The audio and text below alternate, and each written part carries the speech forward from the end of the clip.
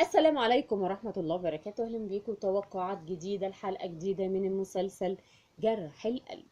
عائشة ذات نفسها تنقذ هندة من الموت وتساعدها وتتبرع لها بدمها، على الرغم ان هي دمرت حياتها هي ووالدها الايام اللي فاتت، وكان السبب في ان هي تدخل السجن وتتهم بقضية ملهاش ذنب فيها، ولكن هي الوحيدة اللي هتساعدها وهيتم انقاذ هندة من الموت. ولكن طبعا بسبب الوقعة اللي وقعتها او الانتحار والاصابة اللي في راسها هتتسبب لها بشلل تام في قدميها الاتنين، يعني الحياة قدام منها هيكون على جليسة كرسي متحرك.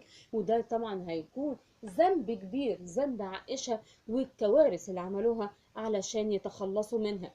يعني حسين شايف بنته دلوقتي بقت إنسانة مشلولة، واللي كانت أنقذتها وكانت دافع لإنقاذ حياتها من الموت هي الإنسانة اللي دمرها، وكان بيسعى لحد آخر لحظة، يعني قبل ما هي تفكر بنته تنتحر بساعات ان هو يكلم المحامي، وكان بيخليه يدور على اي ثغرة علشان عائشة ترجع تاني للسجن وتتهم بقتل بهاء، يعني هي اللي تلبس القضية. ولكن بعد ده كله هل ممكن هيستمر في المحاولات ديت، ولا هيشوف ان بنته تم انقاذها على ايد الانسانة اللي كان سبب في دمار حياتها ويتراجع عن كل ده؟ وده ممكن كمان يكون السبب في ان هو تأنيب ضميره والذنب اللي هو عمله في الفترة اللي فاتت.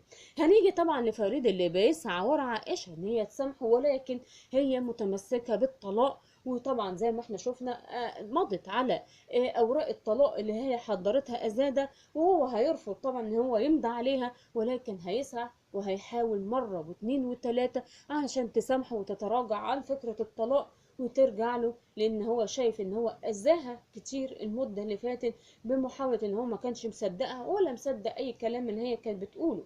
وطبعا ده طبعا هي كانت السبب فيه، لان هي ما كانتش صريحة معاه من الاول. هنيجي بقى للكارثة اللي يمان بيدبرها علشان يهدم بيها عائلة زيدة وعدنان.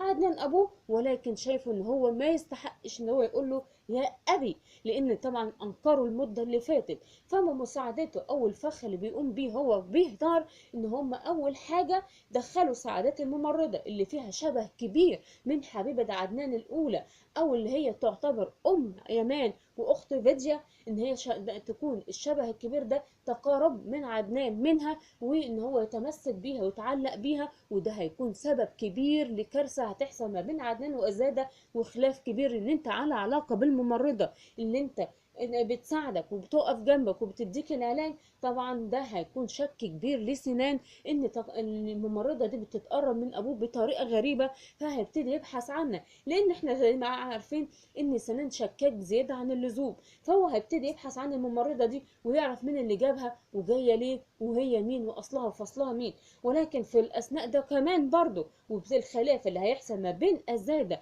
وعدنان، هيبتدي يمان يسحب كل أرصدة اللي في البنوك واحدة تلو الأخرى، يعني زي ما عمل إحسان وسحب ملايين كبير من حساب أخوه. هو رخر عايز يكون العيلة دي مفلسة، بجانب كمان الأرض اللي هم بيقوموا بيها بمشروع الفندق. الأرض دي الدولة هتاخدها، يعني مش هيقدروا إن هو يبنوا عليها شيء ولا يكسبوا منها شيء، لأن الدولة هي زي ما قلت لكم هتاخدها، لأن تحت منها آثار تاريخية كبيرة، يعني ده مزار سياحي. ممكن طبعا ان هم يخسروا ثمن الارض دي والمشروع اللي كان هيجيب لهم ملايين كتيرة. يعني العيلة دي خسرانة خسرانة من كله، وده هيكون سبب ان عدنان تجيله ازمة تانية وكمان ممكن يموت فيها.